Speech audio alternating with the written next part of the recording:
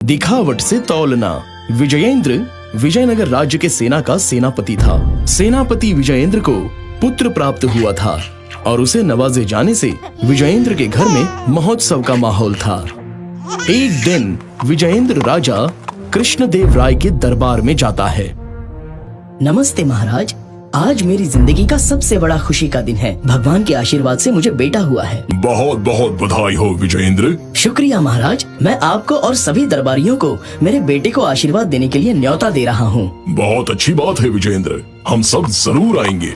राजा और दरबारी विजयेंद्र के घर में पहुँचते हैं। स्वागत है महाराज, मेरी छोटी सी कुटिया में आपका स्वागत है। जीते रहो बेटा, बिल्कुल अपने पिता की तरह बड़े क्षत्रिय बनना। महाराज, इसके दिखावट से ऐसा लगता है कि ये अपने पिता से भी बड़ा क्षत्रिय बनेगा और वो इस पूरे राज्य का सबसे बड़ा क्षत्रिय कहलाएगा।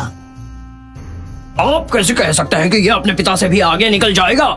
मैंने उसके दिखावट से ये समझ लिया है। पर कोई भी इतने विश्वास से कैसे बोल सकता है ना महाराज? मैं तुम्हारी बात से सहमत हूँ, तुम्हारी बात में दम है। सबने बच्चे को बहुत आशीर्वाद दिया और जब सबको भोजन परोसा गया, उन सबने बड़े आनंद से खाया। दरबारियों को ये घटना उनके जीवन में हमेशा याद रही।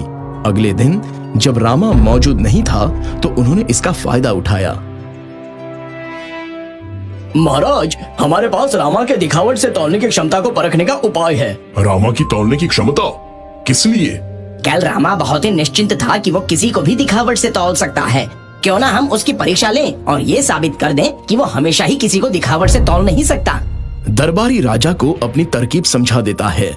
राजा को भी ये जानने की उत्सुकता हुई कि रामा इस परीक्षा में सफल हो पाता है या नहीं।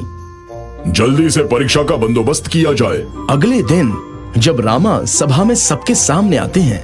रामा, आज हम तुम्हारी परीक्षा लेने वाले हैं। आज हम देखेंगे कि क्या तुम वाकई किसी को दिखावट से तौल सकते हो। जी महाराज। हमने वो सामान मटके लटकाए हैं जिनमें से एक खोखला है और दूसरा ठोस सोने का है।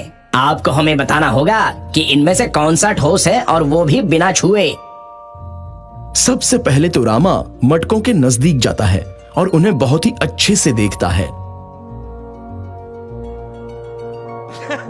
दाईं तरफ जो लटकता मटका है वो ठोस सोने का है। बिल्कुल सही कहा रामा, पर तुम्हें कैसे पता चला? तुमने तो कुछ छुआ भी नहीं। बस अवलोकन से महाराज। जो मटका ठोस सोने से बना है वो सिकड़ को ज्यादा खींच रहा है और दूसरा हिल डुल रहा है क्योंकि वो हल्का है। इस तरह से रामा साबित कर देता है कि वो दिखावट से तौल सकता है।